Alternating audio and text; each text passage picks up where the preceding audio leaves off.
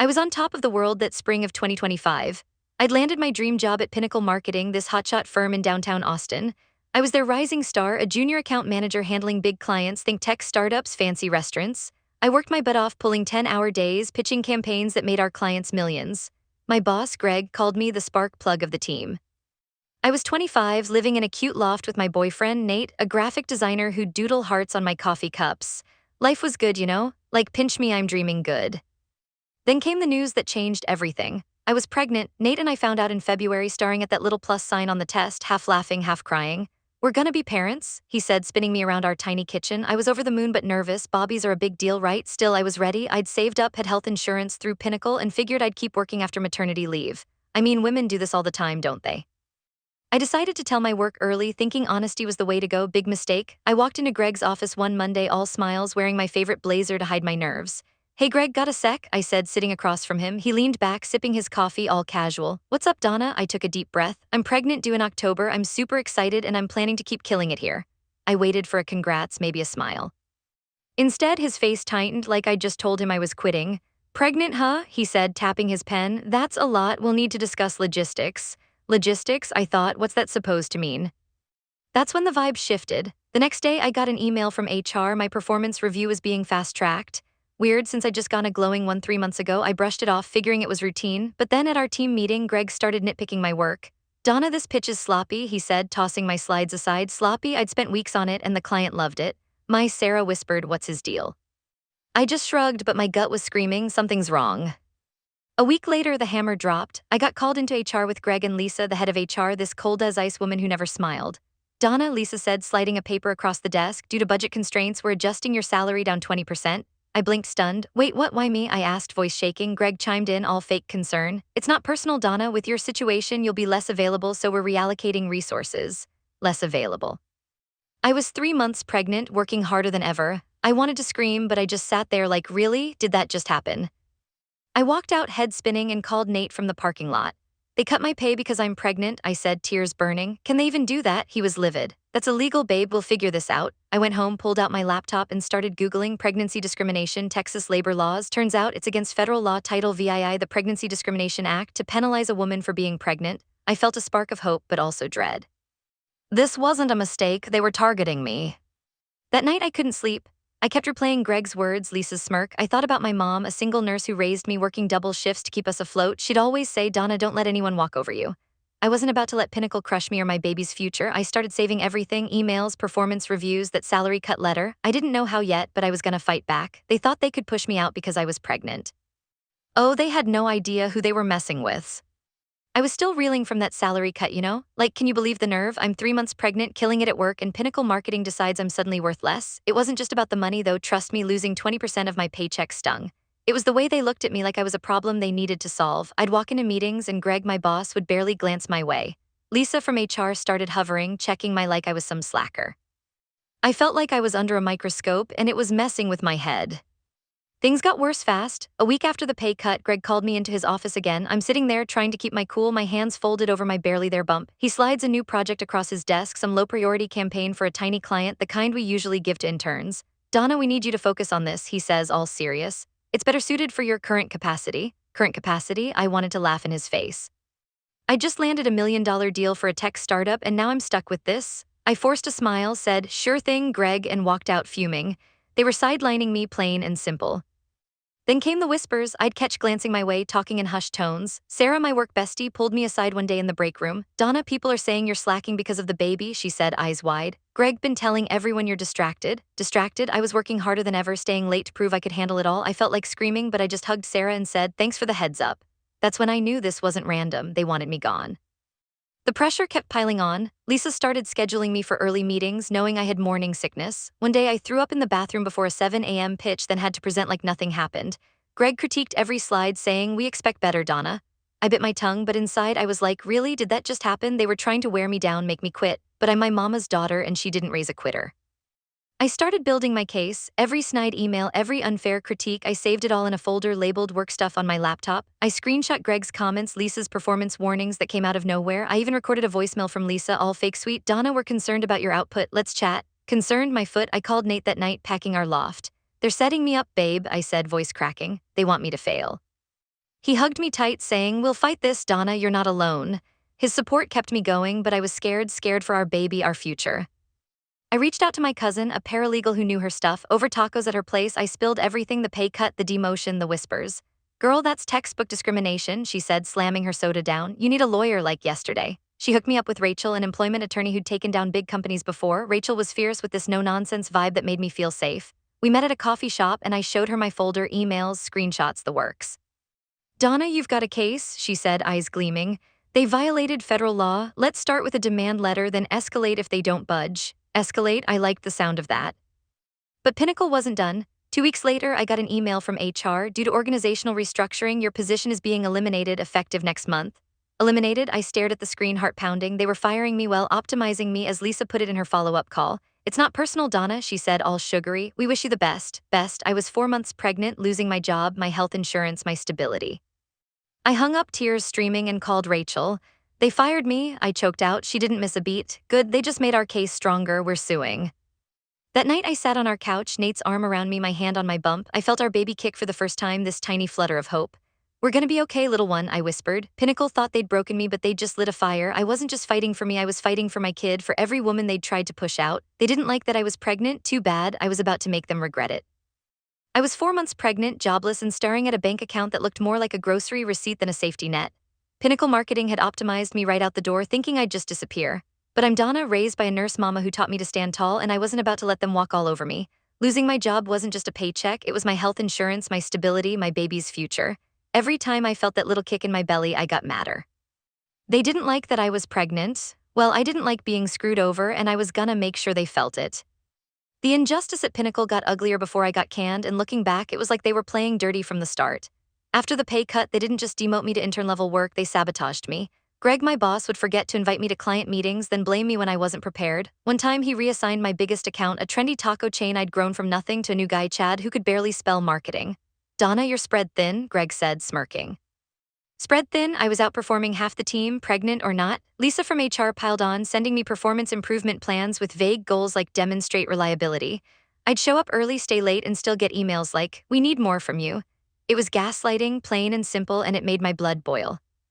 The worst was the team lunch incident. Pinnacle threw a strategy session at a swanky steakhouse, and I was excited to pitch a new campaign, but when I got there, my name wasn't on the list. "Sorry, Donna, limited seats," Lisa said, not even looking at me. I watched my file in, laughing, while I stood outside like some nobody. Sarah, my work bestie, stormed out to join me. "This is BS, Donna," she said, grabbing my arm. "They're icing you out because of the baby. I'm done with their crap." We got tacos instead, and she spilled more tea. Greg had told the team I was uncommitted and likely to quit soon. Uncommitted? I'd built their reputation. Sarah's fury fueled mine, and I knew I had to act. I was already working with Rachel, my lawyer, who was like a superhero in a pantsuit. She sent Pinnacle a demand letter accusing them of pregnancy discrimination under federal law Title VII and the Pregnant Workers Fairness Act. "We're asking for your job back, lost wages, and $50,000 in damages," she told me over coffee. "If they don't comply, we sue." I nodded, feeling a rush of power. I wasn't begging, I was demanding justice. Rachel had me document everything: Greg's snarky emails, Lisa's warnings, even Sarah's account of the lunch snub. "You're doing great, Donna," Sarah said one night, helping me organize my files. "These jerks are gonna regret messing with you." Her support was everything, like a lifeline in a storm. Pinnacle's response to the demand letter was pure arrogance. Lisa called me all fake nice, saying, "Donna, we're sorry you feel this way, but your termination was purely business. We'd like to offer a $5,000 severance, sign here and we're done." $5,000 for ruining my career? I laughed out loud. "No way, Lisa," I said, my voice steady. "See you in court." Rachel was thrilled. "They're scared," she said. "That offers a sign they know they're in trouble." She filed the lawsuit the next day, claiming $150,000 for lost wages, emotional distress, and punitive damages. I felt like I was finally hitting back. But Pinnacle didn't go down easy. They started playing dirty, spreading rumors to clients that I'd abandoned my work. One client, a coffee shop owner I'd worked with for years, called me confused. "Donna, they said you quit without notice. What's going on?" I set the record straight, voice shaking but firm. "They fired me for being pregnant. I'm suing." She was horrified, promising to spread the word. Sarah heard through the grapevine that Greg was telling the team I was unstable. Unstable. I was pregnant, not unhinged. It was infuriating, but it just made me fight harder. Nate was my rock through it all. One night, as I sat on our couch scrolling through legal forums, he knelt beside me. "Donna, you're the strongest person I know," he said, kissing my forehead. "This kid's gonna be proud of you." I leaned into him, feeling our baby kick. Sarah came over with pizza, joking, "We're Team Donna, ready to take down the patriarchy." We laughed, but her loyalty meant the world. With her, Nate, and Rachel, I wasn't alone. By now, I was 5 months pregnant, my bump visible, my resolve unbreakable. Rachel said the lawsuit was gaining traction. Pinnacle's HR records showed they never fired anyone else during restructuring. We've got Donna, she said. They can't hide this. I started dreaming bigger, not just winning the case, but exposing Pinnacle's toxic culture. They thought they could silence me. I was about to make some noise. I was 5 months pregnant, my bump proudly showing, but my life? Pinnacle Marketing had done everything to break me, slashed my pay, gave my accounts to some rookie, excluded me from meetings, and spread lies that I was unstable. The final blow was firing me, claiming restructuring. Like I wouldn't notice they only targeted the pregnant girl. But I was done playing nice. I had Rachel, my badass lawyer, building a lawsuit for $150,000 and a folder full of evidence, emails, screenshots, Sarah's testimony about their shady tactics. Pinnacle thought they could bury me, but I was about to dig them up. The workplace nonsense didn't stop after they canned me. They amped up their smear campaign and it got ugly. One day I got a call from a reporter at Austin Business Journal asking why I'd abandoned Pinnacle's clients. Abandoned? I was fired. Greg had been feeding lies to the press, saying I'd ghosted my work. Then at a local marketing conference, yep, they went there, Lisa from HR gave a talk on team reliability, throwing shade my way without nomming me. Some employees let personal priorities derail their duties, she said, smirking to the crowd. Sarah, who was there, texted me, she's trashing you, Donna, this is low. Low, it was disgusting. They were painting me as a flake to cover their tracks, and it stung like hell. The worst was when they messed with my reputation online. Someone bet it was Greg's lackey, Chad, posted on a job board anonymously that I was difficult and unreliable. A recruiter I'd been talking to for freelance gigs ghosted me after seeing it. I was livid, packing our loft, telling Nate, they're trying to ruin me. He grabbed my hands, eyes fierce. They're scared, Donna, you're coming for them and they know it. Sarah came over that night with wine, sparkling juice for me, and said, girl, we're gonna make them eat their words. Her fire was contagious. With her sneaking me intel from Pinnacle's office and Nate cheering me on, I felt unstoppable. Rachel was moving fast, the lawsuit was filed and discovery started, meaning we got to dig into Pinnacle's records. Rachel found gold, emails between Greg and Lisa plotting to manage my situation. One said, Donna's pregnancy will disrupt Q4, let's phase her out. Phase me out? That was their plan all along. Rachel also got HR data showing I was the only one restructured in a team of 20 despite my top sales. This is a slam dunk, she said, grinning. We're adding retaliation to the charges. I felt a rush, not just anger but power. They'd messed with the wrong mama-to-be. Then the fight went public and oh, it was glorious. Sarah, bless her, tipped off a local blogger who ran a site called ATX Women at Work. I met at my bump barely fitting in the booth and laid it all out, the pay cut, the sabotage, the firing. They did this because I'm pregnant, I said, voice steady. His eyes widened. Donna, this is huge. Can I share your story? I nodded. Go for it. Her post, Austin firm fires pregnant star employee, went viral 100,000 shares in 2 days. Twitter, sorry, X lit up with justice for Donna. A mom tweeted, this happened to me too, fight Donna. I read every comment, heart swelling, I wasn't alone. Pinnacle started to crack, clients began pulling out. A craft brewery cited ethical concerns. Sarah overheard Greg yelling in his office, who leaked this? She texted me, they're freaking out, keep pushing. Rachel got calls from other ex-employees, women who'd faced similar treatment at Pinnacle. You're starting a movement, she said. I didn't expect that, I just wanted my life back, but now I was fighting for every woman they'd wronged. One night Nate and I were on the couch, my feet in his lap. You're a badass, Donna, he said, rubbing my swollen ankles. This kid's gonna have the coolest mom. I laughed, but inside I was steel. My baby deserved a world where this crap didn't happen. Sarah swung by with tacos, saying, post hit a news station, you're going big. I felt it, momentum. Pinnacle's perfect image was crumbling and I was the one holding the sledgehammer. I was 6 months pregnant now and the fight was my fuel. Rachel said the case was set for trial in 2 months, but Pinnacle might settle to avoid more heat. They're losing investors, she said. Your story's costing them millions. Millions, I grinned, picturing Greg's panic. They thought they could silence me because I was pregnant. I was louder than ever and I wasn't stopping till they paid, literally and figuratively. Pinnacle's sabotage didn't stop when they fired me, it got sneakier, and one stunt was straight up evil. Sarah tipped me off about a client disaster they'd pinned on me. Before I got canned, I'd worked on a campaign for a local gym chain, finalizing their ad budget 50000 locked in. But after I was gone, Greg accidentally sent the client an email with my signature, promising $100,000 in ads we couldn't cover. The client flipped, thinking I'd screwed up, and Greg let them believe it, telling them Donna's error, she's no longer with us. Sarah overheard him bragging in the break room, that'll teach her to sue us. Teach me, they staged the whole thing to ruin my rep. Sarah snapped a screenshot of the email thread, proving it was sent post-firing, and sent it to Rachel. They're scum, Donna, she texted. I'm risking my job for this, but you're worth it. I could hugged her through the phone. That wasn't all. They pulled another low blow at a staff meeting Sarah secretly recorded. Lisa from HR stood up, all fake concern, saying we had to let Donna go due to repeated mistakes like missing deadlines. Missing deadlines? I'd never missed one. They'd reassigned my tasks to Chad, who botched them then blamed me. Sarah's recording caught Greg piling on. Pregnancy made her unreliable. The team went quiet, some nodding, others squirming. Sarah was fuming, whispering into her phone, "This is a lie, Donna, I'm sending you this." That clip was gold, proof they were slandering me to justify their discrimination. Rachel grinned when I sent it. "This is dynamite," she said. "We're upping damages to $200,000.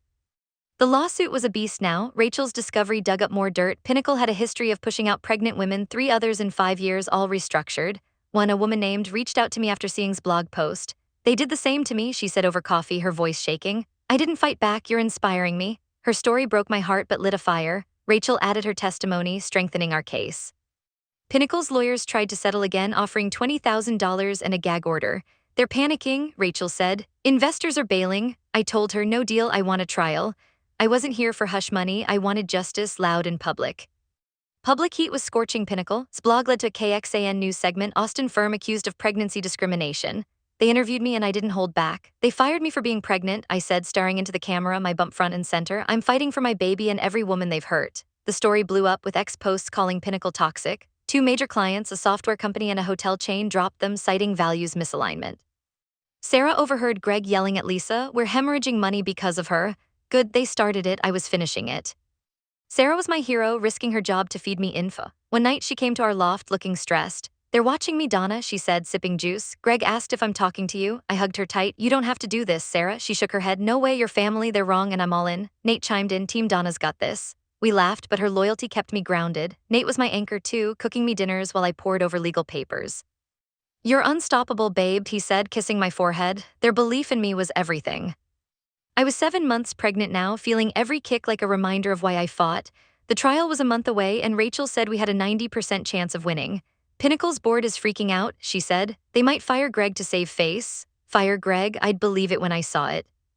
The trial was intense, like something out of a movie. I walked into the Austin courthouse, my bump leading the way, Nate holding my hand, Sarah right behind us. Rachel was a rock star in her navy suit, ready to tear Pinnacle apart. Greg and Lisa sat across the room, looking smug like they thought they'd skate. The judge, a no-nonsense woman, got right to it. Rachel laid out our case. The pay cut after I announced my pregnancy, the demotion to intern work, the staged $50,000 email error Greg pinned on me, the meeting where they called me unreliable. She played Sarah's recording, Lisa's voice saying pregnancy made her unreliable, echoing in the courtroom. Jurors gasped. I saw Greg shift in his seat, face red. Then came the emails. Rachel projected one from Greg to Lisa. "Donna's pregnancy will disrupt Q4, phase her out." The courtroom buzzed. "That's intent," Rachel said, voice like steel. "They violated Title VII and the Pregnant Workers Fairness Act." She brought up another woman Pinnacle had fired when pregnant who, tears in her eyes, "They told me I wasn't a team player." Sarah took the stand, risking her job, saying Donna was our best. They targeted her because of the baby. I squeezed Nate's hand, so proud of her. Pinnacle's lawyer tried to spin it, claiming budget cuts, but their lies fell flat.